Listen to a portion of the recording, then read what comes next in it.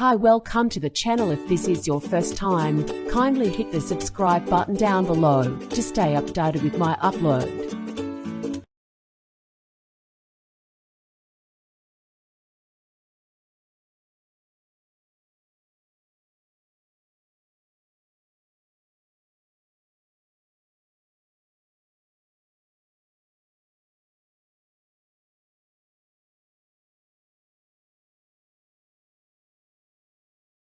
What is up, everybody, and welcome back to the channel.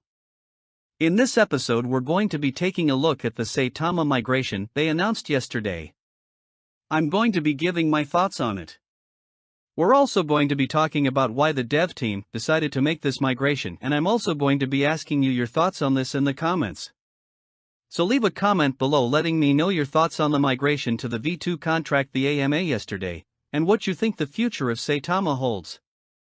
As always, if you're part of the Wolfpack, you know what to do. Smash the like button, and let's get into the video.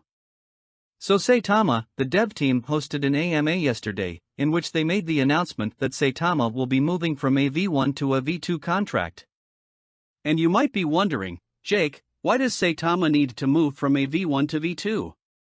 Well, in its current form, the current contract is renounced. A contract being renounced means that the dev team, and really nobody, can make any changes to it in its current form. And the current tokenomics are set up like this: 2% of every buy and sell goes to holders in the form of reflections, and 2% of every buy and sell goes to the burn wallet to be burned. Now, something that we've seen from some bigger tokens and successful tokens is that they have a marketing wallet. So Saitama wants to implement a marketing wallet. So every buy and sell, a small amount of that will go to the marketing wallet, therefore allowing the dev team and the team to utilize these funds to get partnerships, purchase exchanges, make acquisitions. A marketing wallet is one of the main reasons that Saitama wants to do the migration. And I think another reason that Saitama wants to do the migration is because you can see here, it's centralized exchange friendly.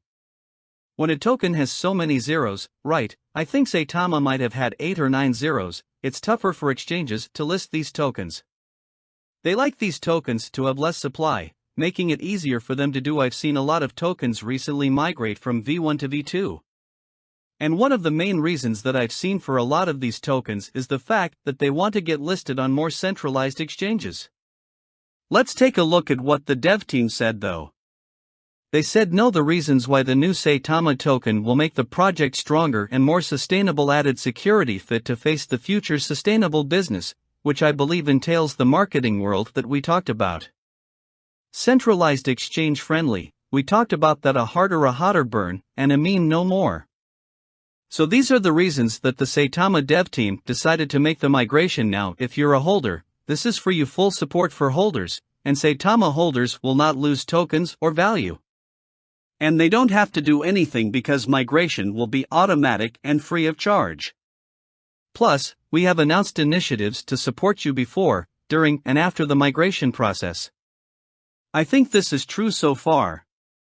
I mean, they had that AMA, which was, a lot of information. I'm sure they're gonna provide a lot of information before and also during the process, which is going to be important. And as you guys know, some people might not be on Twitter right now. Some people might be traveling or not have their phones. So it's important to have that information afterwards as well to support the holders, but it looks like the holders will be supportive.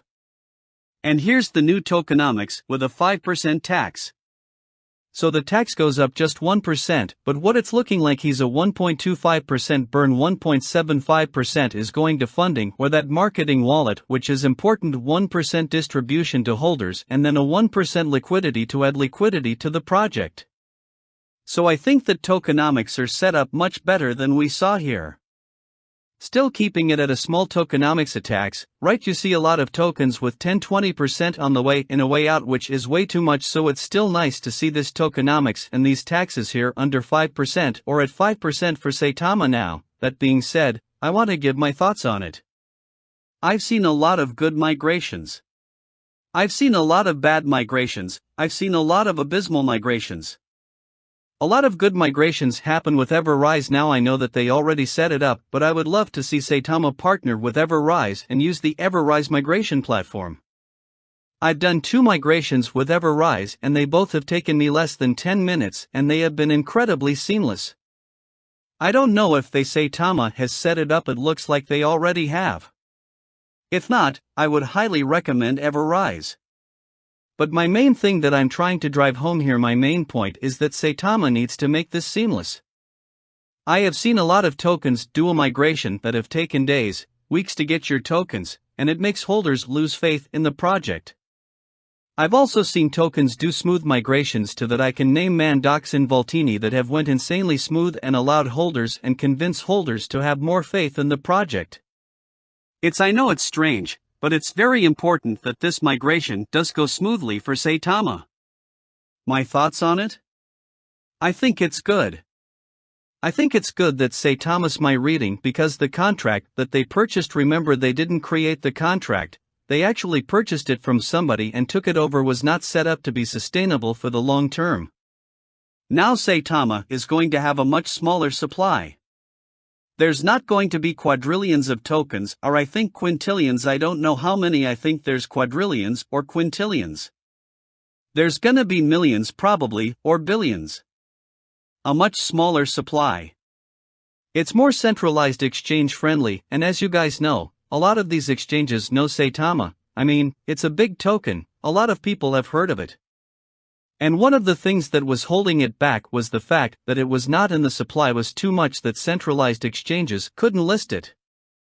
And also, it's going to allow the dev team to have a marketing wallet.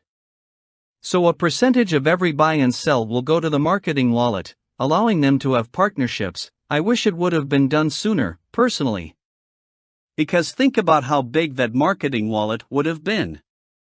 Think about all the buys and sells that came in. If they had 1.75% of that marketing wall would probably be, I don't even know, probably 20-30 million. That's just a guess, let me know what it would actually be. But it would be huge. And there'll be major changes, major partnerships, and right now the dev team is saying that they had to pay out all of these partnerships like Eagle FC Islam, aka chip exchanges, out of pocket. So now it's time for me to ask you your guys' thoughts on this. What are your thoughts on the migration? Personally, I think it's better than the current form that it's in. I hope it's a smooth migration that takes 10 minutes, is free and seamless. That's great. But let me know your thoughts on the migration in the comments. Appreciate your guys' support. Make sure to click that like button. Also subscribe to the channel. Today, Saitama was migrating to the V2. I believe it's happening on May 30th. We'll be following that story closely. Thank you guys so much, and we'll see you soon in the next video.